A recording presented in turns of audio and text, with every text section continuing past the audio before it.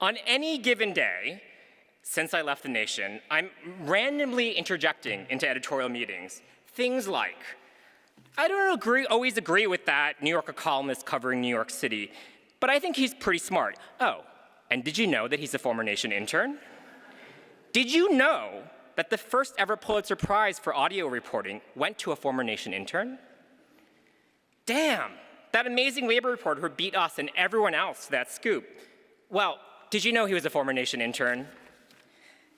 You know that healthcare reporter who did the hands down the best work covering COVID and the healthcare crisis? Well, the New York Times just poached her.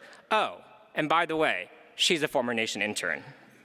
I was just on this panel with EICs of digital newsrooms, and you know what? Fully half the panel were former Nation interns. That New Yorker culture critic who always finds something fresh and smart to say about what's trending, she's a former Nation intern. That hellishly upstart website making a splash on the New York journalism scene, did you know that it was founded by a former Nation intern? Did you know that the Marshall Project reporter who won the Polk Award for justice reporting is a former Nation intern? Did you read that Me Too scoop in New York Magazine that blew up Twitter? It was written by a former Nation intern.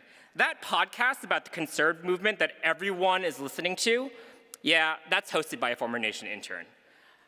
Oh my God, that story that just ran in Esquire about trans bodies and trans experience, well, a former Nation intern wrote that.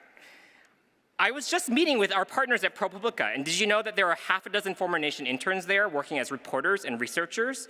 Did you know that the great investigative series about solitary confinement in New York City and Rikers was written by a former Nation intern? Am I annoying you yet?